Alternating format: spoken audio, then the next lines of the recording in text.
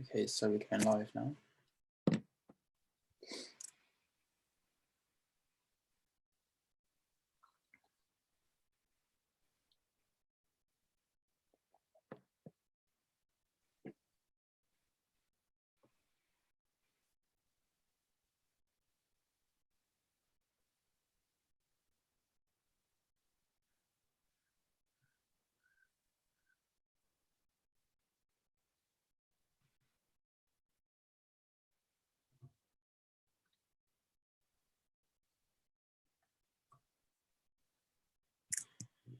Okay, can everyone see the slideshow? Yeah. Yep. Cool, and now we're recording as well.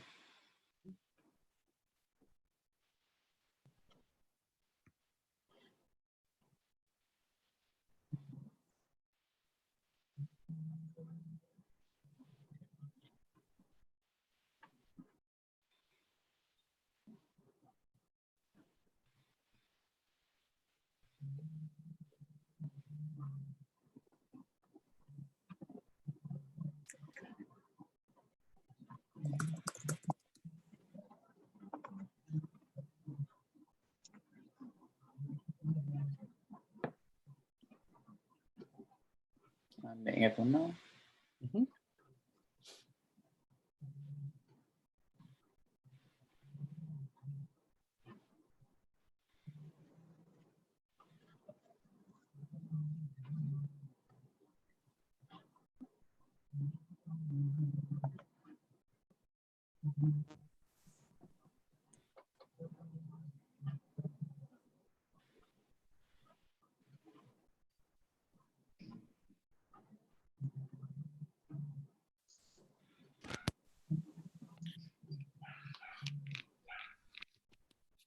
Okay, good morning everyone. Just to let you know, I'm just going to put a disclaimer on the screen now, so if everyone can just read that. This event will be recorded and it will go straight to YouTube Live as well. So if you'd like to not be recorded, leave the video now. Then just go there and I get my permit, then I just open my business. If everything is good, police come every day, they come.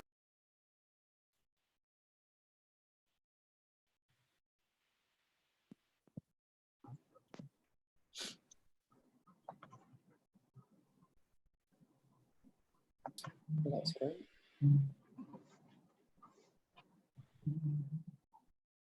Howdy. Hi, Mohsin. Sorry, I'm just pinning me and pinning. Where have you gone, Tamsin? There you are. I'm here. I'm at the top. Cool. Thank you, Matt. Go for it.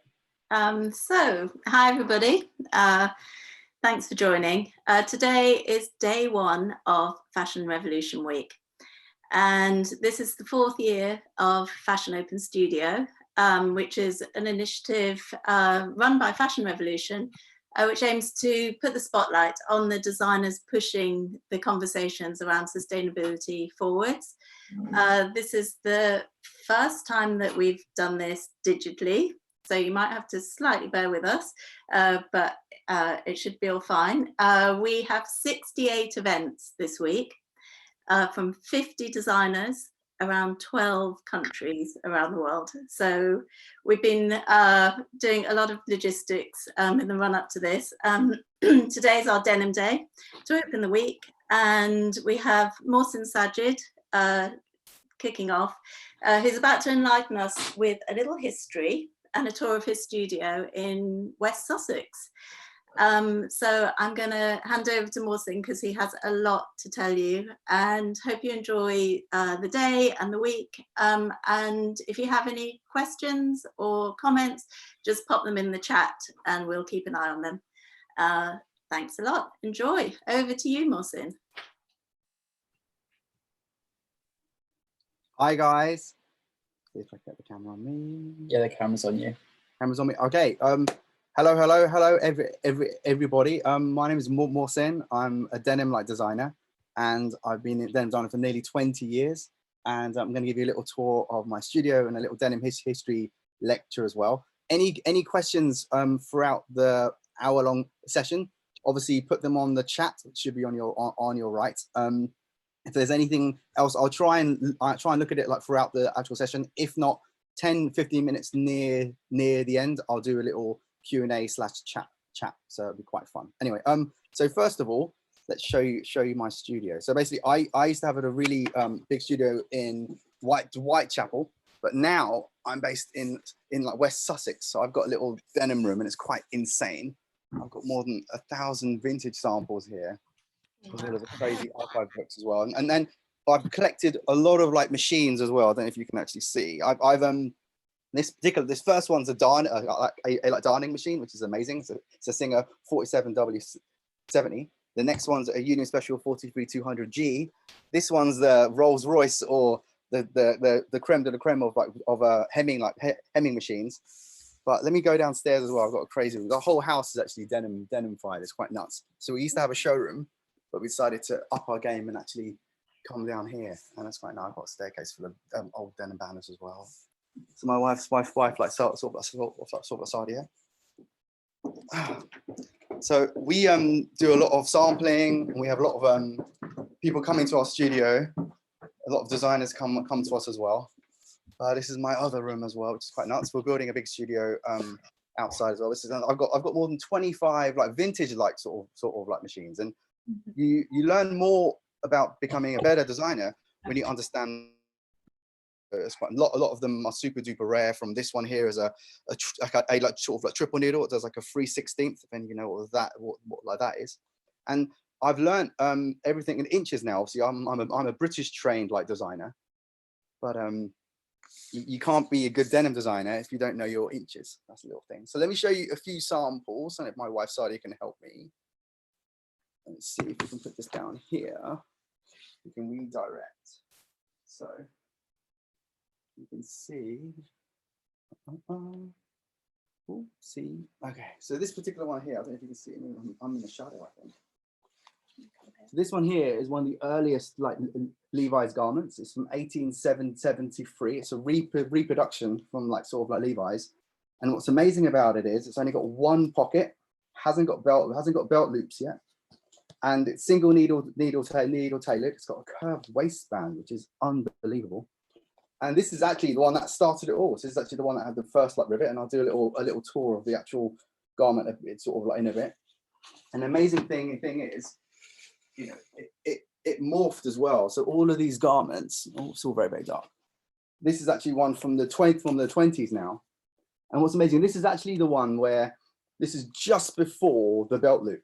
So in like the 20s, and pretty much things haven't changed since this point here, which is quite amazing. So the only thing that's changed is that we've lost our cinch, and it added belt loops, and you know the fit and everything has changed as well. But pretty much this is the actual foundation for all the jeans that we all wear now. But it all started in 1873 when Levi Strauss and Jacob Davis came up with this actual pair here, which is really, really fun. We can go. Early jeans, which you guys might know, might know, you might not know, were actually made out of duck canvas. So they weren't actually blue. They were kind of this kind of green color, which is quite fun. And also cotton as well is really interesting because it wasn't always white. So the early cottons that people used were actually slightly colored as well. So hence why it was a duck canvas, which is really fun. Brown, excuse me, brown. It's me and my color lines. What's superb is, once you learn, I'm sorry the screen's going dark a lot. If you break in your own pair, you can learn so much about how things are washed. And that's what I actually do. I actually buy a lot of dirty jeans. I actually break down and I learn a lot from the pairs that I actually wear. And then what I do is I go to like factories and we make whisker patterns and laser patterns. So a lot of the garments that you might buy, they've probably started from an original, from like an original pair, which is really, really fun. So I do a lot of this work where I've got literally hundreds of these now, which is really, really fun.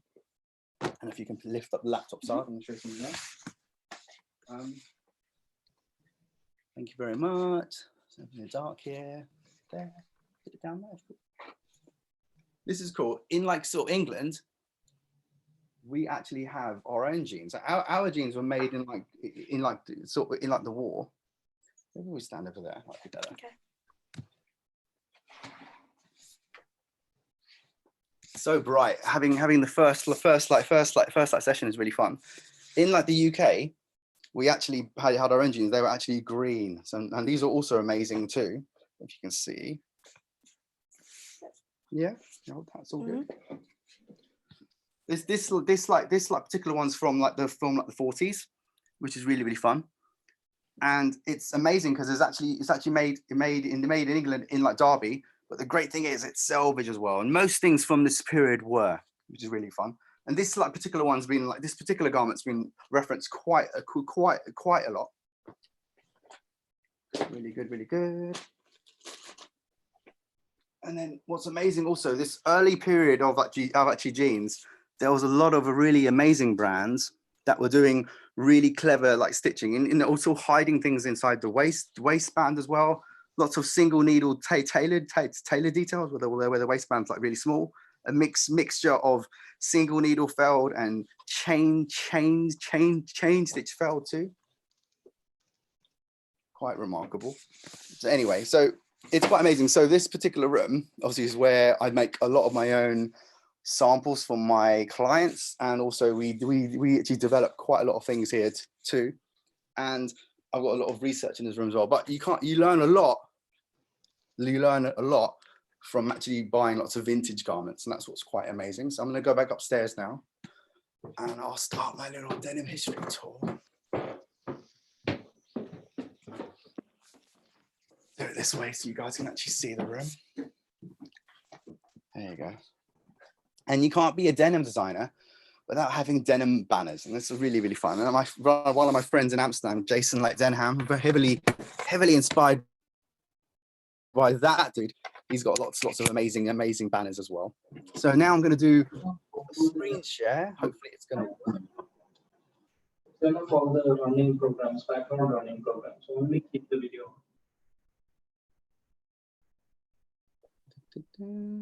Okay, hopefully you guys can all see this. So let's go through it. So this is me, of course. Thank you very much, and welcome. That's my wife as well. Denim's really fascinating because it really did start with the actual rivet. Now, obviously, workwear, and people have been wearing workwear garments for like millennia, but actually, it really isn't. It's a really stupid tagline. It really is a riveting story, and it literally starts with these two chaps, Levi Strauss and Jacob Davis. Now, no one seems to remember poor old Jacob Davis, but he's the one who actually came up with the actual rivet. And this was like a tailor, and he was a tailor, and he basically made garments for everyone, including a lot of miners, which is really fun. And basically, he had the idea of actually riveting garments like together, because he noticed a lot of the people that he made garments for, they were falling apart. So he was just a normal tailor, but he was actually thrown into the world. And basically, one of his suppliers was Levi Strauss, and Levi Strauss and Company. They were basically a dry goods company. So a bit like if you go to a camping shop now, you buy everything from the tents, from the ropes, to everything that you would need to go out camping, or something like that. But he was basically like supplying all of the guys in like the gold rush period. And Jacob Davis had the idea of patenting the rivet, but he didn't have enough money. So he went to Levi Strauss, and Levi Strauss went halves with him, which is really fun. And this is actually a picture of that original patent, which is really fun. And this is actually the actual garment that I just showed a few minutes ago. And what's amazing about it is they actually put the date of the patent on the actual rivet. So it was May 20th, 1873. And they had the patent for about a 20-year period, up until about, up nearly about 1880 or something. So like that. So no other company could use rivets for this small period. So what's amazing is a lot of brands are actually coming up with amazing things during this period to counter it. And everyone always talks about how denim's amazing, like the golden era is from the 50s and like 60s. I honestly don't believe so. I actually think it's the magic period is from 1870 to about 1920, because after that, it all becomes commercialized. A bit like that jean that I showed you from the 20s. That's pretty much the carbon footprint of every single jean that we all wear like today. So these are actually a set of miners, and they are actually wearing like Levi's jeans, which is quite amazing. And this is actually a very early example from the Harris collection. So there's an amazing guy called Michael Allen Harris. He's a denim archivist and like historian, and he's written a couple of books together with his wife. But he documents a lot of garments, and he goes down mines finding them, and he's actually found a lot of amazing things that even Levi's and those guys didn't even know existed. So there's quite a lot, and the reason is, I think it was 1904. It could have been, there was or 1902. There was a massive earthquake in like San Fran, and Levi's lost their entire archive. So a bit like G Star now, and modern. Even I do it myself in my own brand. I make something and I keep a copy of it, or I keep a reference of it. Levi's did the same thing, and those poor guys, they basically lost all of their heritage. They lost basically, they still don't know what the arcuette, the back pocket detail actually comes from. It could be from an eagle, it could be from the bridge. They don't really know. So they lost a lot of like detail. So in about 1990-ish, Levi's actually hired a lady called Lynn Downey, and her job was to go and find a lot of the missing pieces for their archive. So now they got a superb archive, and they recreate a lot of garments as well. But this is one of the early examples. And if you notice very, very carefully, it's only got one back pocket. It's got a cinch back, hasn't got belt loops yet. The coin pocket is actually the fourth pocket. That's actually on top of the waistband. So the reason that it's actually got one back pocket is most people were right-handed, which is quite amazing. So this is actually a piece that he found down on mine. And what's amazing is, so after the whole gold rush period, denim itself, and now at this point there's a lot of other denim brands on the scene, and you must understand, denim, it wasn't just, everyone thinks it's of like Levi's the whole time. There was like literally 20 other amazing denim brands. So it was like, as Carhartt was like sort of like one of them. It was like Boss of the Road. It was Can't Bust Them. There were so many brands, and a lot of them, a bit like tech companies now, they all went bust.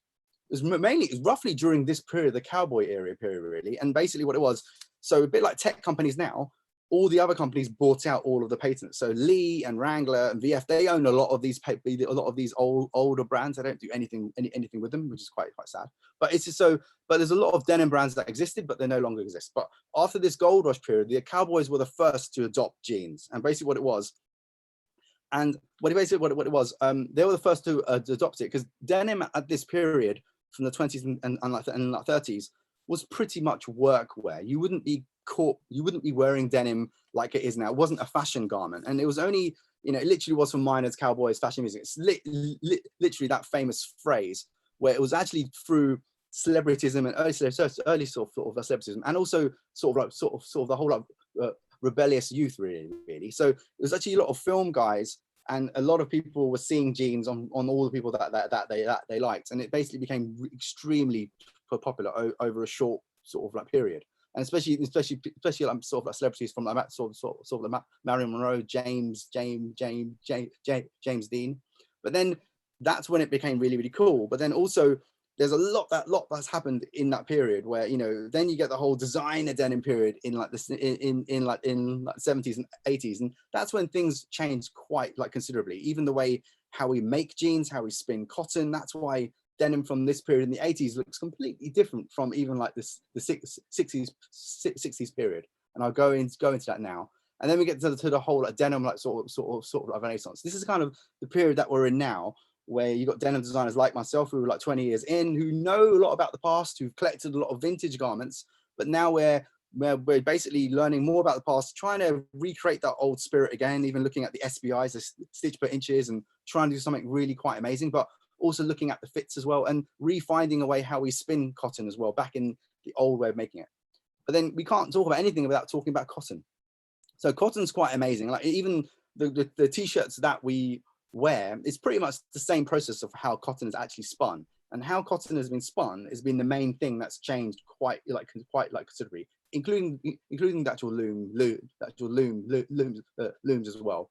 And there's so many like machines and processes involved with spinning that can change the outlook of the actual fabric. Even I met someone who's got really old carding machines. It's one of the earlier processes of when you actually start spinning cotton, when you form the actual bale itself. And this carding phase is super important. Every single process, it's like a dial in when you're making music, all the different levels. You can change literally how the fabric looks from every single process that you do. And I'm not going to go into the entire like sort of process, but cotton itself, you know, up until the 60s and up until the 60s, you know, if you find any vintage garments, you'll see that the cotton is a lot more slubby. It's got debris in it. It's got bits in it. And what it is, this is actually a chart that I took in like the Lowell like textile museum when I was in the US. And if you notice, it's really quite dirty and it's got lots of debris in it. And then up until the end, it gets super duper white. We were actually processing cotton near somewhere like the middle. And also all of these processes that I just showed you, all of them were done by hand as well. So if you ever come across any vintage garments pre the 1940s, those garments were actually done by literally manual labor. Even I tried to lift up a bale of cotton, and I only lifted it like 1 inch like off the floor. It's crazy, the processes. But then nowadays, like lots of denim designers and buyers and people who have got some kind of power, it's very important to know that, you know, we need to make sure that when we buy our cotton, we're making sure it's BCI. So cotton is really, it's like a murky world as well. There's lots of dodgy agreements. There's loads of people growing cotton. Some of it's not like regulated. There's a lot of this really terrible. Laptop charger. It's really important that when we look at cotton, we need to make sure that it For comes from me? a better source. So this is the actual the BCI sort of like initiative is really important because they actually go around all of the main ginners around the world. They educate them. They make sure they're not wasting water. And cotton is a very thirsty plant. Also, denim itself, there's nearly every single process that makes a pair of jeans isn't really good. So, you know, in the last 20-30 years, there's been a lot of push to try and make the process, all the processes are a lot more greener. So when it comes to cotton, we need to make sure that we're using BCI or at least organic like cotton.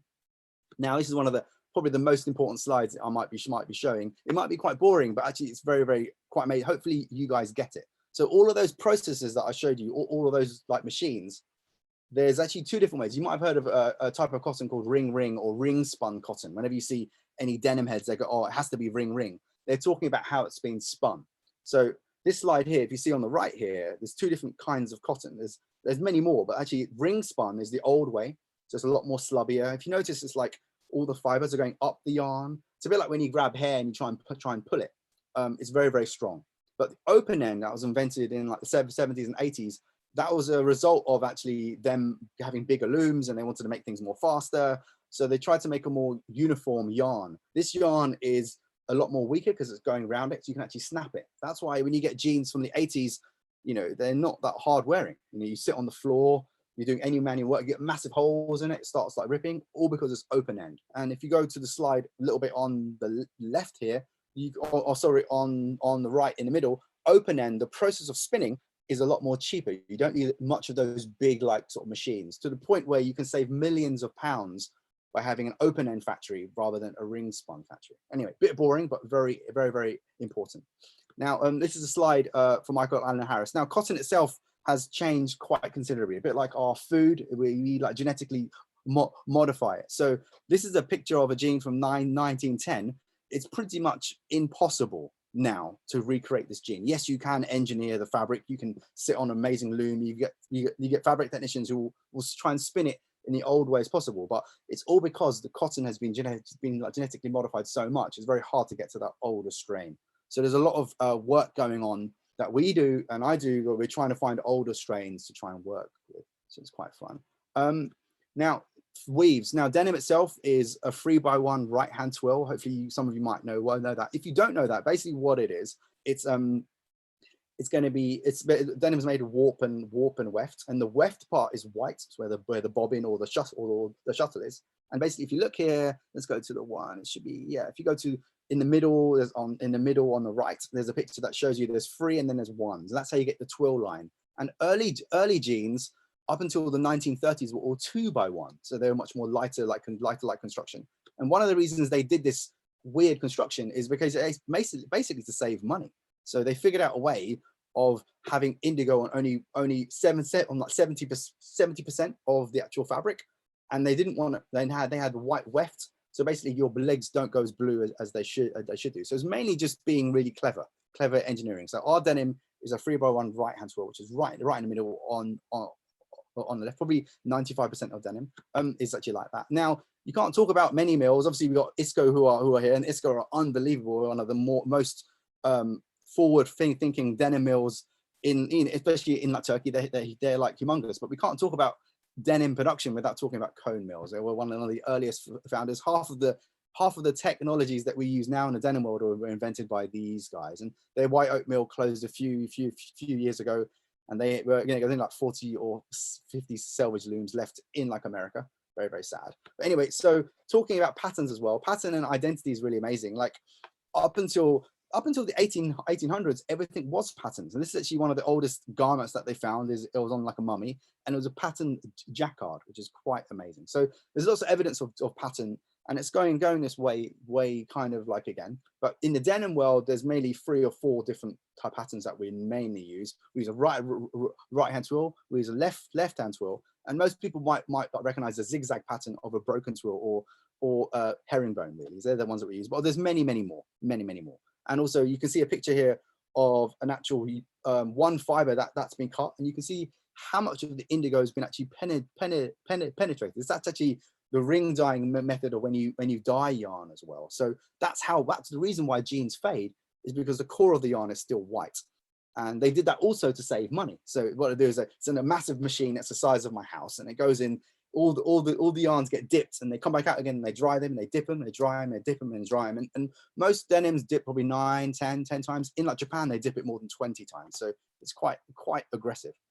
So yeah, but anything goes now, and it's a really amazing moment. If any of you go to any kind of trade shows, or you see really quite advanced fashion brands, some of them are slowly going away from the right-hand twill. They're going a lot more adventurous, from needle punching to really slubby effects to literally hand loom effects as well. But denim itself is made in many countries, and it's mostly made in like countries that have free trade agreements. This is quite a crazy thing I'm going to say, but you know, if you go to like sort of Wikipedia, it's like China, India, Turkey, Pakistan, and Bangladesh. They're the biggest producers of denim. Yes, that's true. But some of the best denim is actually made in like Japan, Italy as well. Some of the smaller countries, but I'm not saying none of these countries don't make great denim. You get amazing denim from Turkey, you get amazing denim from Pakistan, you get amazing denim in China. It's all about the designers, the engineers, and they can all do it. But obviously these 5 countries at the top, they have agreements with European nations, and you know, that's why, you know, the moment you know, likes of Arcadia and that, they're only going to Pakistan and Bangladesh because we have free trade agreements right now. The moment that changes, they'll be going like somewhere else. So that's one of the sad things about it.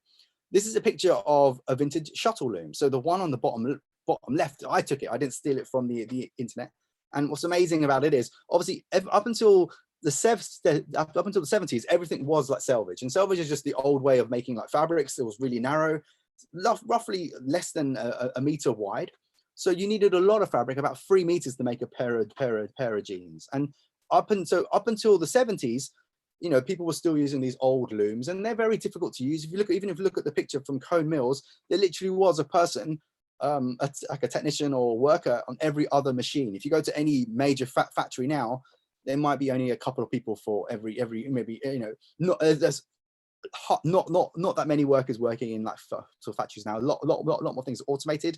These machines here, you needed someone to always load up the bobbin literally every 10 or like 15 minutes. So that's why they were there, to load up all the shuttles. And yeah, it's quite remarkable. And these fabrics were amazing because they had lots of slubby effects, they had lots of imperfections. And when it came to the 70s and they started to, you know, all these factories were getting quite old, and they're like, okay, we're gonna buy a new set of looms.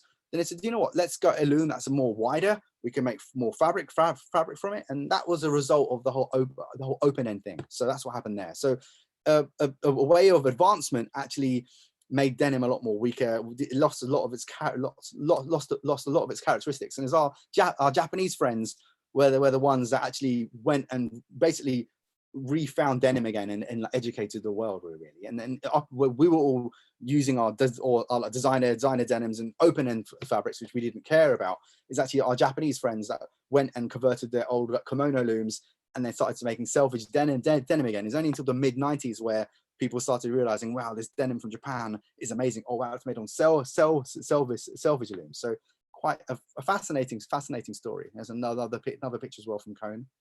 So yeah, briefly touched on it as well. So you can easily find out if a denim garment's selvage by just checking on like the inside of it. So the quickest way is to check the side seam. The side seams are normally straight, and if it's got selvage, it's most likely done on a vintage loom. You can get modern looms from the 80s as well, like piccolo looms, which are more than fine. But most of the time, you find overlocking. That's an indication. It doesn't mean it's not good denim. There's amazing denims that are made on these newer looms as well. And this is a brief little glimpse of lay plans. You know, some of you might have seen them before, but if you use any kind of selvage fabric, most of the time you'll need about 3 meters or so for a selvage pant.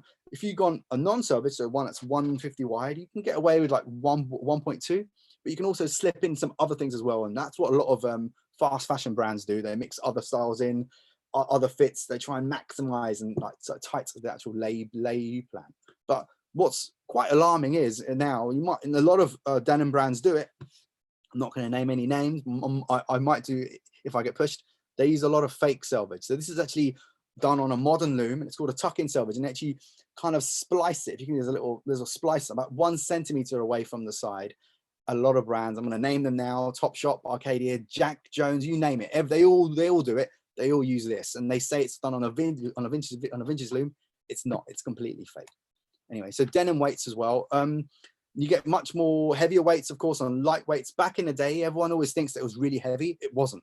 Up until the 50s, it was more up to about 10 or 12 ounce, and now that's considered like a medium weight now.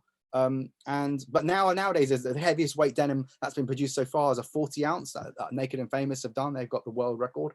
I did a 38 ounce a few years ago. I had the record for maybe a month, which is really funny. But I know Karabo mills in Japan have made it at 50. It's like a race to the heaviest. It's really quite alarming. To be honest, personally, anything over 18 is like, if you're planning to have kids, don't even try it. So it's pretty funny. So we just touched on this guy. His name's Michael Allen Harris, an amazing denim like historian. You can find him on. He's got an amazing blog as well. But you can buy his books. He's got 2 books out, or 3 books, I believe. This one you can find on Amazon. Well worth buying. He finds old garments, finds the old patents. Unbelievable. And this is actually one of the jackets that he actually found. This is a triple pleated blouse from 1874. And it's remarkable because these earlier garments, they're tailored. It's really considered. It's got tiny stitching, SBIs. The pleats are really amazing. You know, many people didn't even knew that this garment even like existed until he found it. Obviously, there's records, but not the actual physical garment. Now, Levi's actually own this particular one. They recreated it for their archive, which they always do. So this is a like a one-to-one like recreation. And Miles Johnson, a good friend of ours, he worked at Levi's at the time. He's one of the ones who actually actioned this, which was really fun. This is actually the Type 1. It's a very famous jacket. It's one of the earliest trucker sort of jackets. This is the one that everyone thought it actually began with. It didn't. It began a lot more earlier with like this one here. And then we get the Type 2. This one's quite interesting because the differences between the Type 1 and Type 2 aren't that major. It's the fit as well. Obviously, the Type 1's got 1 pocket, slightly more boxy. It's got cinch back. The Type 2 has no longer a cinch. It's actually got side adjusters on it. It's got 2 pockets. It's a little bit more fitted now. But the interesting thing is, even in the 50s period, you know, Levi's and these other companies, it was all about making money. It's all about mass market. You know, the reason they added these side adjusters, and I learned this when I was a younger designer, is really just, you know, if you put side adjusters on a garment, you can class it as like a shirt. So for duty rates, you can ship it much more cheaper. So they were already thinking about that. This is a Type 3, which this is on that I kind of like grew up with. It's got the pleats down the middle. It's a lot more fitted. If you notice, this particular one's skewed slightly. That's all because the cotton's been spun. Actually, that's why things skew. That's just quite fun. That's why like Wrangler started using a broken twill, because they didn't want that skewing effect. And then, you know, just talk about indigo just a little bit. Indigo is quite like remarkable because it comes from a plant, but all the indigo that we use nowadays, 99.9% of all the garments that are made are not made from natural indigo. They're made from a petrochemical. And, you know, just like cotton, it's a super thirsty plant. Indigo and, you know, chemical sort of indigo, it comes from poisonous like substances like benzene. It's made from oil. So, you know, and it's been a big thing recently to try and find a solution not to use chemical indigo. Obviously, natural indigo is amazing, but you know, and there's lots of cultures and countries that still use it. If you go to Thailand, India, Pakistan, anywhere in the East, they still use a lot of natural indigo, but it's only in a small production. You need to have a football field to make a small block or small cake. And that really isn't sustainable. So the solution is to try and go away from chemical indigo and go more into natural.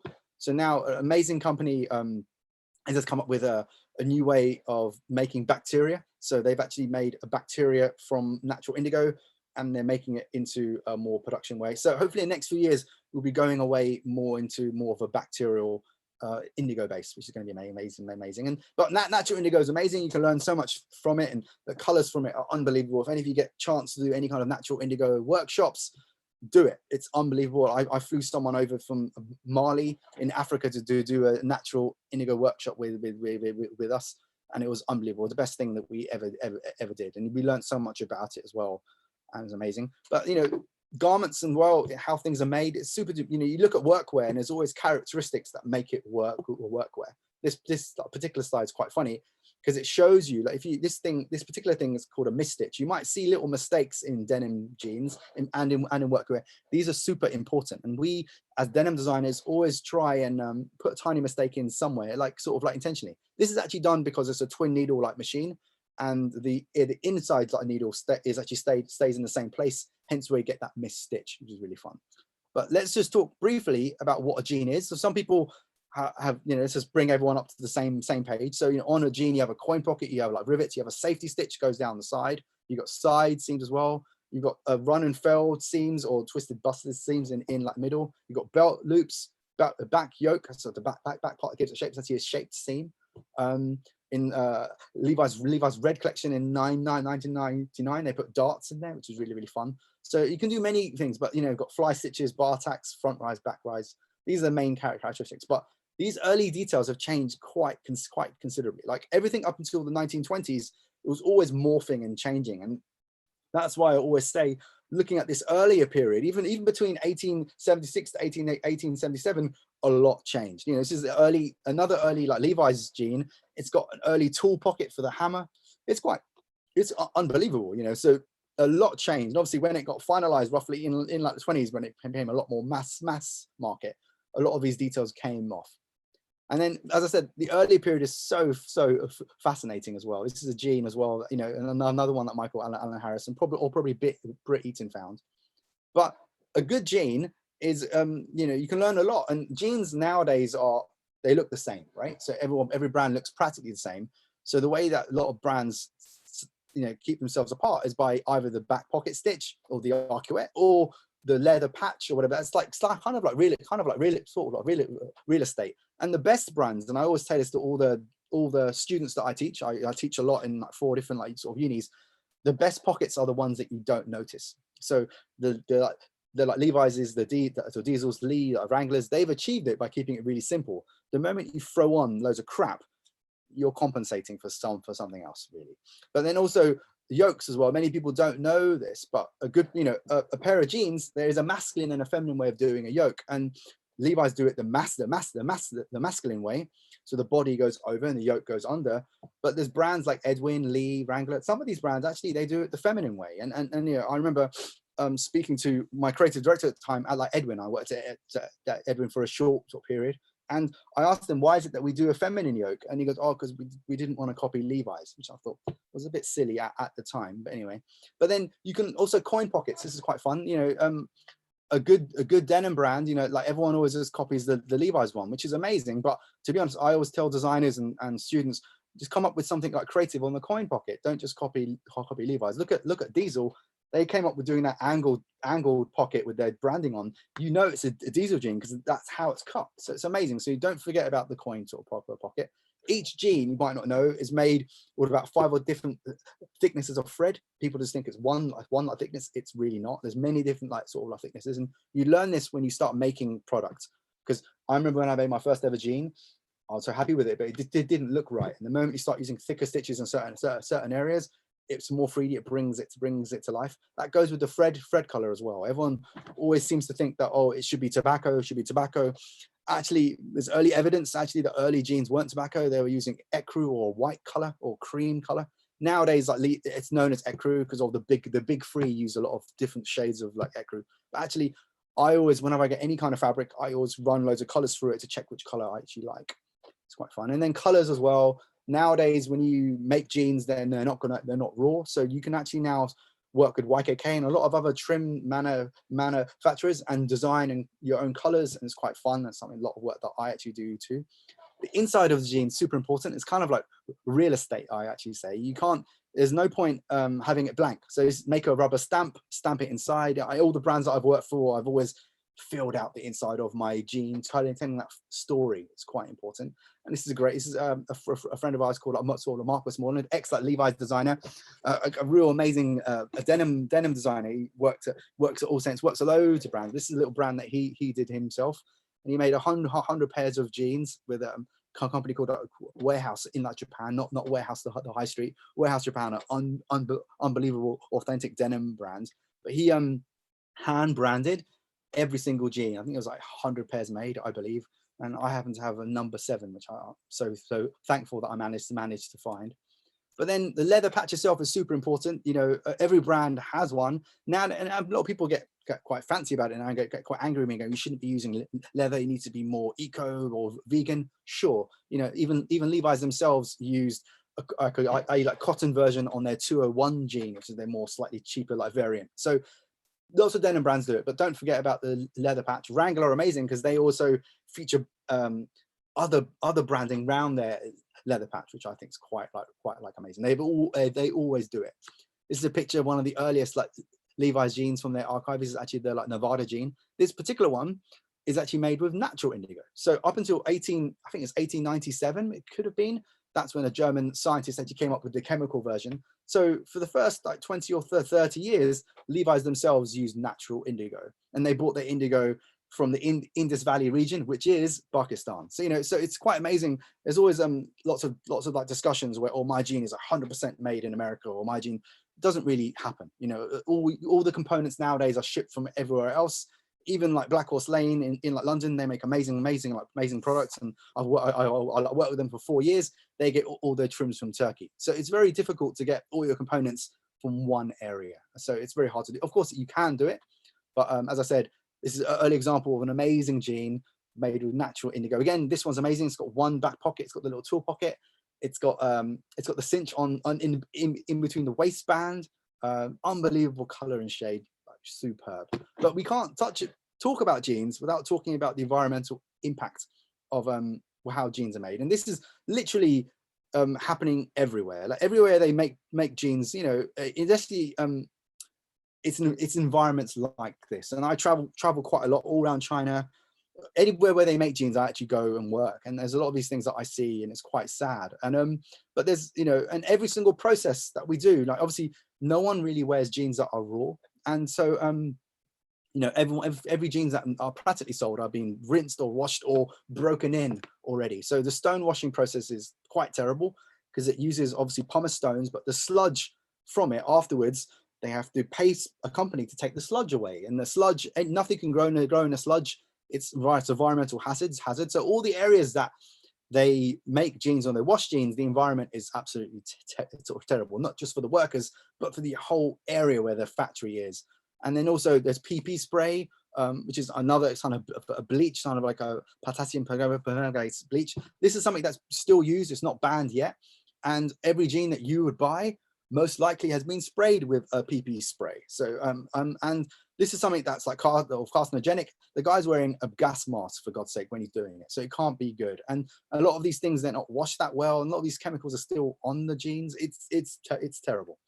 But then a lot of the work that I do is I create washing treatments for clients. So how do I do that in a more sustainable way? So in the last few years, I've been working a lot with a lot of amazing companies.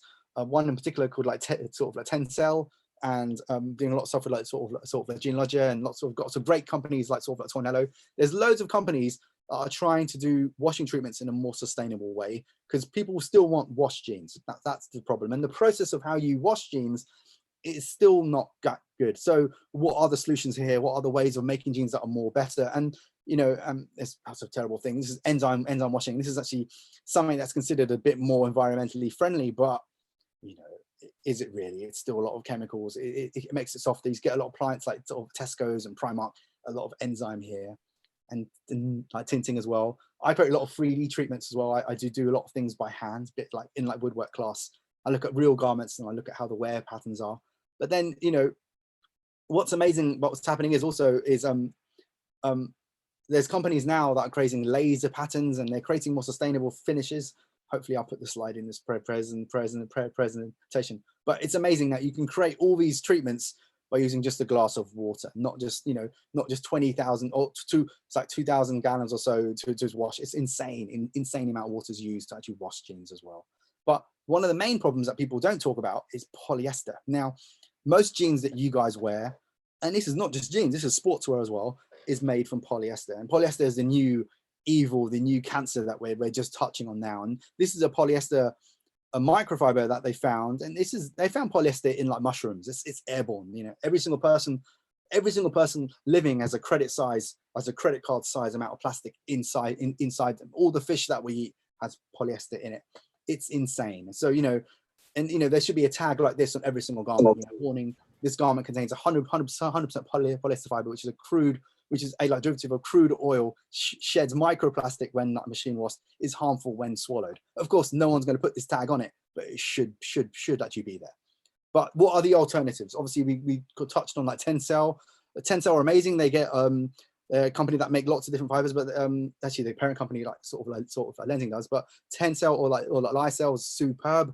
There's companies like Candiani Denim who've just made their like ITMA awarded fabric. It's got them, you know, every 5 years they have this show, and they basically made a fabric that had Tencel like Lysel in it. It's the most advanced fabric that's ever been made. It was made with Tencel. You're not using any virgin cotton at all. We get hibiscus, we have feathers, we have silk, we have hemp. Hemp has come a long way as well since the 80s. Up until the 80s, hemp was, everyone regarded it kind of like linen. It was very difficult to spin, but now they come up with a new cottonized hemp since the 80s, and that's now it's become a lot more fashionable. A lot more people are jumping on hemp. They're realizing you don't need as much water to grow it. It's super good for the environment. It's got antibacterial properties, and it kind of looks like the old kind of hemp, old kind of cotton, really slubby and really authentic. So hemp's like another one to actually watch. These are the two companies, and there's many more that are doing wonders in the denim world. We got our friends like sort of in like Italy called like Tornello, and in Spain like Genealogia. Like they're competitors, but they're friends. I'm friends with both of them. But basically, Tornello are known for their like machines and their big machines, but now they also do laser too, and like Genealogia also are known for the laser machines and all of their advancements. But now they're also known for their eco washers as well. So they're two competitors, both doing amazing things. If you ever buy your jeans and they've been sustainably washed, most likely it's been done by one or two of these companies or their machines. So it's quite amazing. And there's lots of other chemical companies as well, like all the different dyes, and there's now aniline free. There's so many other people, but these are the two that are very, very, very important.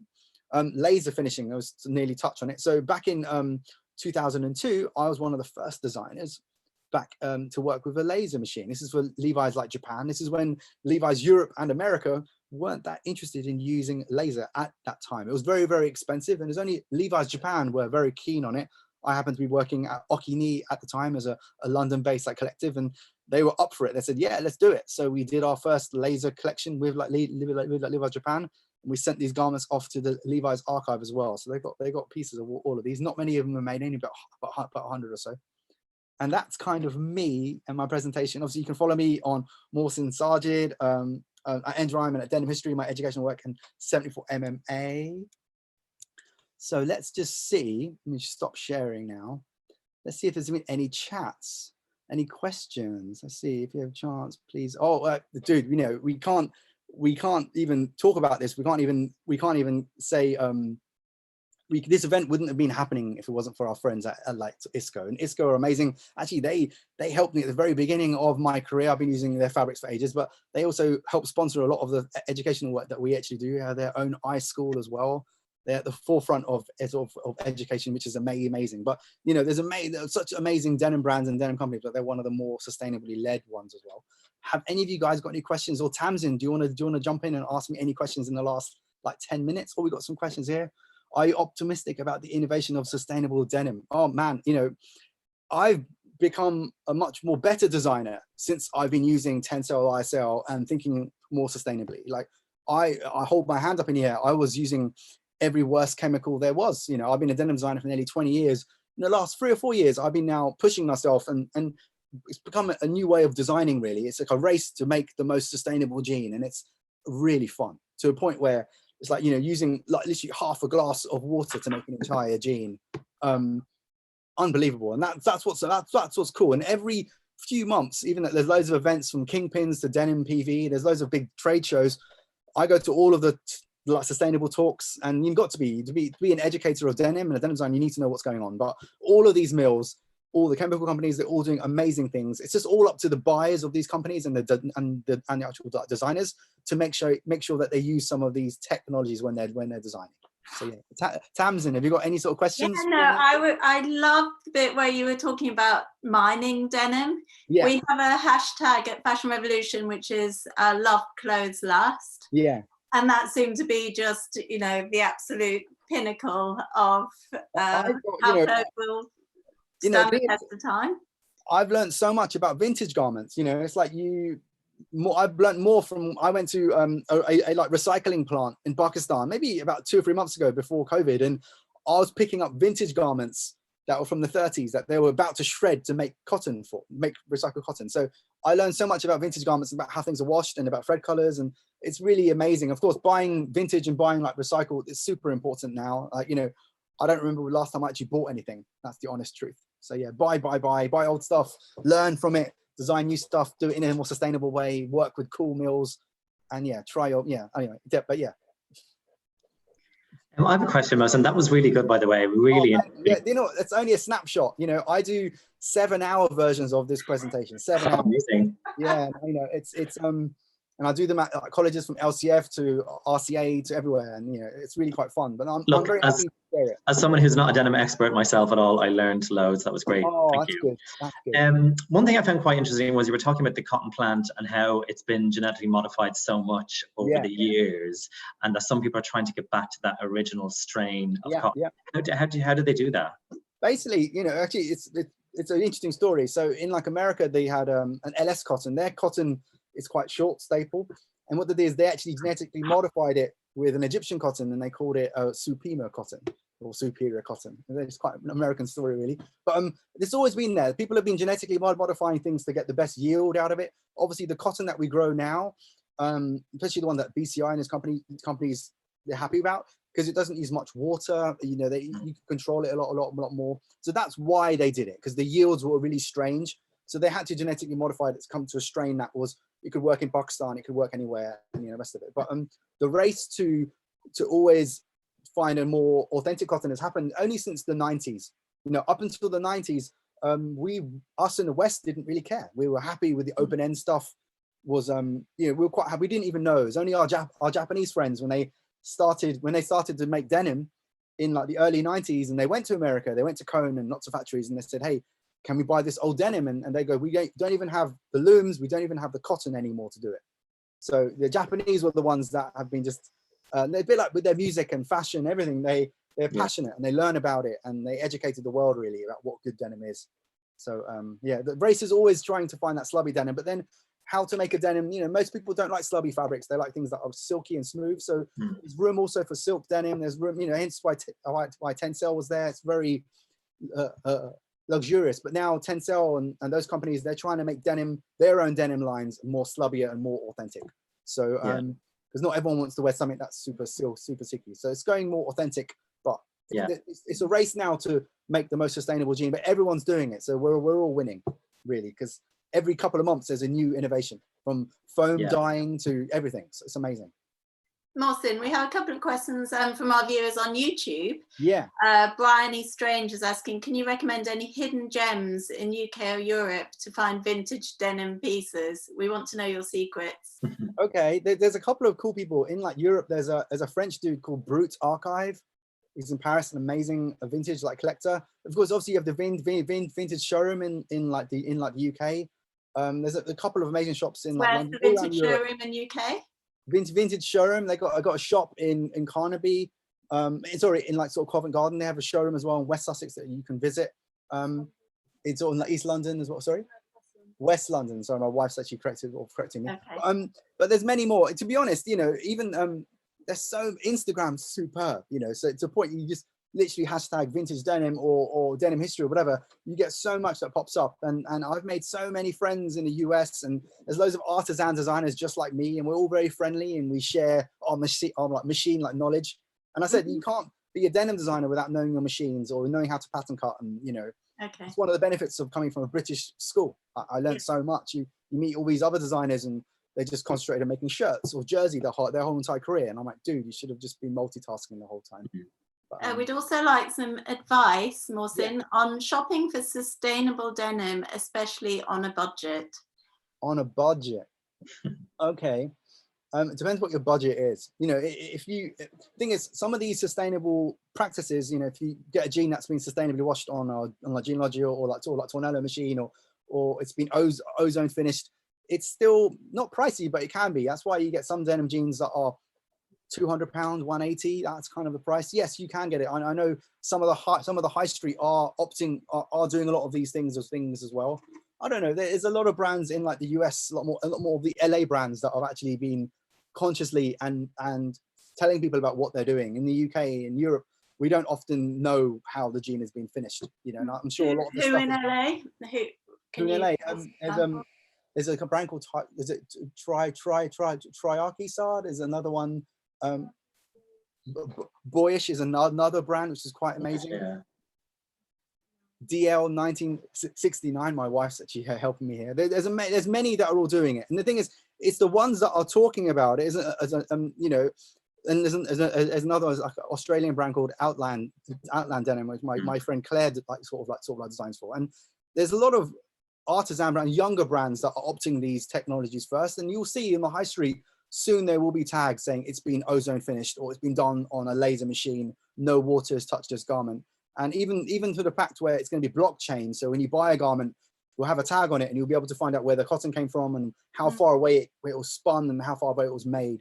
These technologies are all there, and a lot of these bigger brands are starting to adopt them. Even when I was at VF and I was at Timberland, there was already a barcode system in place where you can actually find out where your garment was actually made. That was VF 8 years ago, whatever it was. So, do you think that the price tag of a pair of jeans has been skewed by some brands who are selling them incredibly cheaply? Have we lost track of what a pair of jeans should completely? You know, cotton itself is very, it should be considered premium, and it's not. You know, the fact that I go to Pakistan or Bangladesh, one of these developing countries, and I shake hands with another cotton guy, or go, oh, I've got a new mill, and I'm like, oh, dude, why are you another guy making cotton? You know, it's thing is, it should be as a premium product. We actually sell our jeans at a loss, to be honest. All these mills that make it should be deemed as a premium product. You know, I've always said that high street shouldn't have been allowed to sell jeans. They shouldn't be allowed to use virgin cotton at all. It should be banned for them. They should only be using recycled. This is high street. So people like Primark and those companies out overnight would not be allowed to use virgin cotton. So that's only a good thing. But that kind of like legislation is not going to ever happen. So because there's too much money involved, governments get money from all the duties. It's all a bit murky. But but yeah. Mohsin, we're going to have to wrap up there. I can't bear it. But I'm sure everybody can get in touch with you via your Instagram handle. Yeah. Instagram, I'm at Denim History. I'm at Moshin, Sajid, ENDRIME as well. I have a couple of different ones, but Denim History one's my education one. I teach a lot of the RCA. I'm doing a PhD course quite soon with lots of people. So in the world of denim education, and we can't mention our friends like sort of Kingpins and like sort of like Transformers, like Foundation, and like Lensing. There's loads of amazing companies that are supporting fashion students, including ISKO, including loads of people. So it's really amazing that the mills and everyone are supporting. But thank you so much for involving me. And thank you so much for letting me open your week. I was very honored. Thank you, Mohsin. Thank you for showing us what amazing collection. It was fascinating. And we're going to wrap up this session now. I just want to give a massive big thank you to ISKO Denim for making today possible. You'll be able to see Mohsin later on at 4 o'clock. He'll be joining us for a panel discussion where we're going to be talking more about the future of denim. So come back and you'll be able to see him then. And yeah, thank you very much, everybody, for joining. Thank you so much, guys. Cheers. And we've got Patrick McDowell coming up next, who'll be showing you how to sparkle up your denim with a customization workshop. So stay around for that. He'll be on at 11 o'clock. Thank you, everyone. Thank you. Bye-bye.